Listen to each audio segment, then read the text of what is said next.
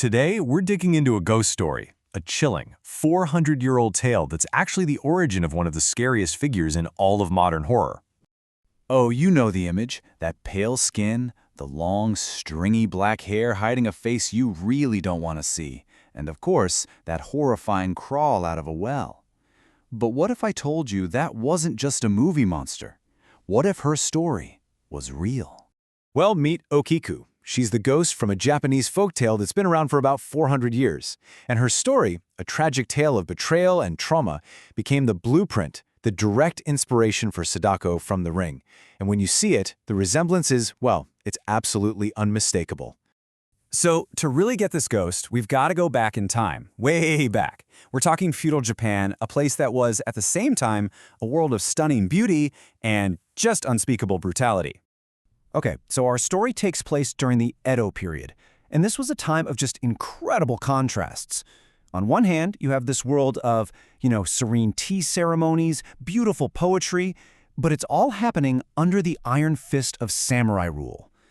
In this world, beauty and violence weren't opposites, they were practically twins. And the stage for our story is right here, Himeji Castle. I mean, look at it. It's considered one of the most beautiful castles in all of Japan. Those elegant white walls, it looks like something straight out of a fairy tale.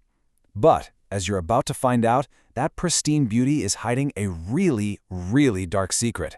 So, living in this castle was a young woman named Okiku. Now, she wasn't royalty or anything like that. She was a servant girl, and she was known for being incredibly diligent, for taking real pride in her work. Her most important job? Guarding 10 priceless porcelain plates. These were family heirlooms, worth more than she could ever earn in 100 lifetimes. And that daily ritual, counting them 1 to 10, that was her moment of peace, her simple routine. But that simple, ordered life, well, it was about to completely fall apart, and what happened to her was just unbelievably cruel. 10. Think about that number. For Okiku, it meant everything. It meant perfection, duty, safety. Every single day the count was the same. 10 plates. All there, all safe. Until one day, they weren't. Here's what happened. A powerful samurai. Some versions of the story say he was a chief retainer, others say it was her own master. He became obsessed with her. He made it very clear what he wanted, but Okiku, she refused him. All she wanted was to do her job and live her life with some dignity. Yeah, but as we know, rejection, it doesn't always go over well with powerful men who are used to getting exactly what they want. So he gave her this terrifying ultimatum: you either submit to me or you will suffer the consequences. And the trap he laid for her was it was sickeningly simple. He took one of those precious plates, maybe he hid it, or in some tellings even more cruelly, he just smashed it. And then he turned around and accused her of stealing it. And just like that, her entire world collapsed. Can you imagine the panic? She counted again and again and again, her hands shaking, her voice getting more and more desperate. But every single time, the count stopped at 9. Only 9. That number became the symbol of her failure and her doom. So for her integrity, for her refusal to submit to him, she was punished with a cruelty that's just hard to imagine. First, they beat her with a wooden training sword. Then they suspended her, dangling her terrifyingly over the castle's deep well. And finally, and this is in the most brutal versions of the story, her master actually cut off her middle finger as compensation for the lost plate. Unbelievable. She was completely broken, physically, psychologically, and her life ended right there, in that very same well. We don't know for sure if she jumped just to escape the torture or if she was thrown in. But either way, she died a slow, awful, terrifying death in the cold, dark water. But her death, that wasn't the end of her story. Not even close.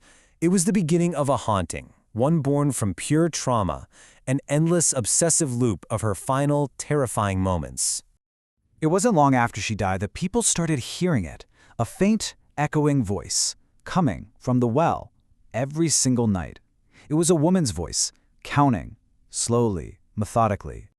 Night after night, the people in the castle would hear it. The count would climb, building this quiet, awful tension through the halls, until it reached that terrible, incomplete number, 9.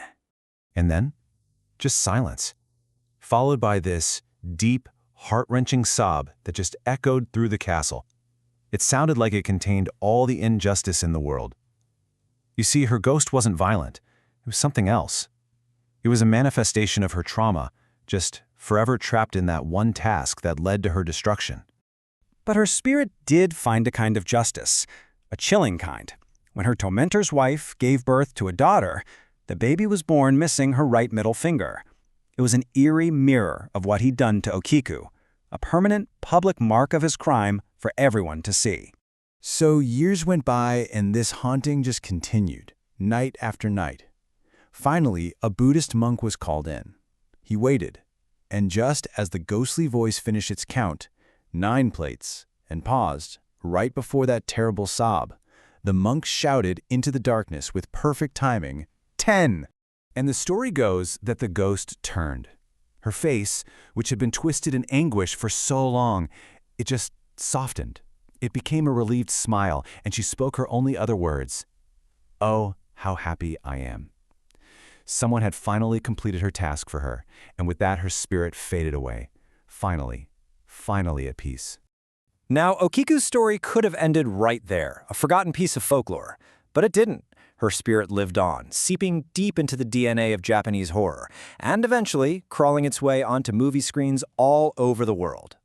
I mean, just think about it for a second. That vengeful female spirit, in Japan they call it an onyo, with the long black hair, dressed in a white burial kimono, always connected to water, wronged in life and just seeking some kind of acknowledgement. All of these things we now see as classic horror tropes. You can trace them all straight back to the legend of Okiku. The line from her to modern horror is so direct, it's a straight shot. It starts with this legend, whispered back in the 1600s. It leads to the terrifying Japanese film Ringu in 1998. And then, boom, it explodes into a global phenomenon with the American remake The Ring in 2002.